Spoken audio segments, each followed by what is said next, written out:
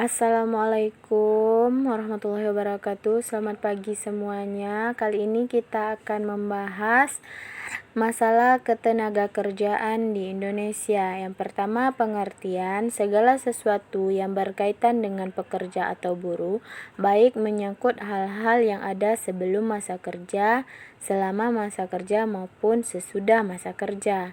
Tenaga kerja, setiap orang yang mampu melakukan pekerjaan guna menghasilkan barang atau jasa baik untuk memenuhi kebutuhan sendiri maupun untuk masyarakat. Angkatan kerja, penduduk usia kerja 15 hingga 64 tahun yang bekerja atau mempunyai pekerjaan namun sementara tidak bekerja dan pengangguran. Kesempatan kerja, tersedianya lapangan kerja bagi angkatan kerja yang membutuhkan pekerjaan. Yang selanjutnya yaitu jenis-jenis tenaga kerja. Jenis-jenis tenaga kerja ini adapun pembagiannya yaitu tenaga kerja berdasarkan jenisnya. Yang pertama, tenaga kerja rohania, tenaga kerja yang lebih banyak menggunakan proses pemikiran. Yang kedua, tenaga kerja jasmania, tenaga kerja yang melakukan pekerjaannya menggunakan tenaga. Contoh, tenaga kerja berdasarkan keahlian. Adapun yang pertama, tenaga kerja terdidik yaitu mendapatkan keahlian. Yang kedua, tenaga kerja terlatih yaitu memiliki keahlian tertentu melalui pengalaman. Yang ketiga, tenaga kerja tidak terdidik.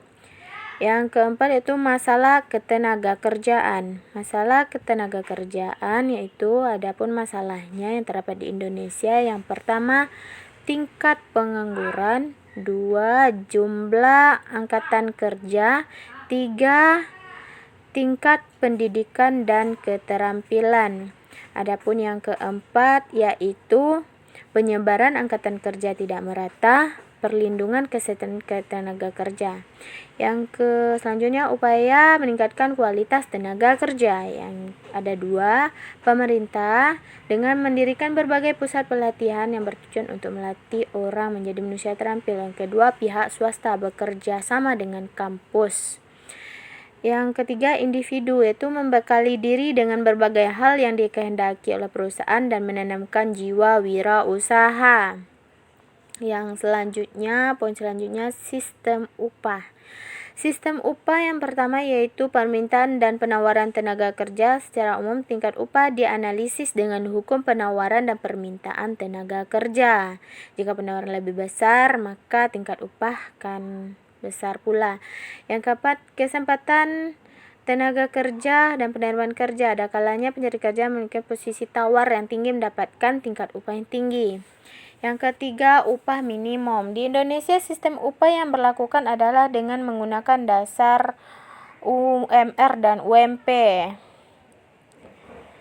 Yang poin selanjutnya yaitu pengangguran. Pengangguran ini ada juga tingkat pengangguran penduduk yang tidak bekerja tetapi sedang mencari pekerjaan atau mempersiapkan suatu usaha baru atau penduduk tidak mencari pekerjaan. Jadi, jika peningkatan jumlah angkatan kerja di suatu negara tidak diimbangi peningkatan daya serap lapangan kerja. 2. Jenis pengangguran dan penyebabnya.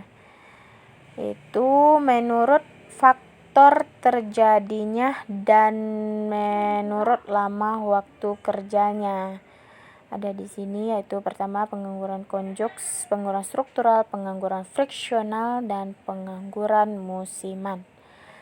Yang selanjutnya menurut lama waktu kerjanya. Dan juga pengangguran terbuka, pengangguran setengah menganggur, dan ketiga, pengangguran terselubung. Yang selanjutnya itu dampak pengangguran terhadap pembangunan nasional. Ada juga beberapa macam yaitu pendapatan nasional dan pendapatan per kapita. 2. Penerimaan negara. Pengertiannya juga bisa kita lihat di video. Yang selanjutnya yaitu yang ketiga, beban fisiologis dan biaya sosial. Pengertian juga bisa kita lihat di video.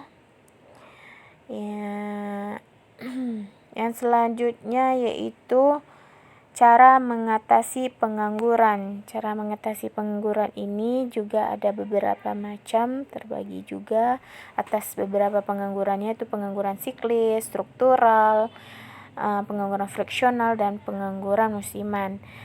Baiklah, sampai di sini penjelasan saya tentang ketenaga kerjaan. Kalau ada salah dan janggal saya berucap, saya mohon maaf. Saya tutup dengan Assalamualaikum warahmatullahi wabarakatuh.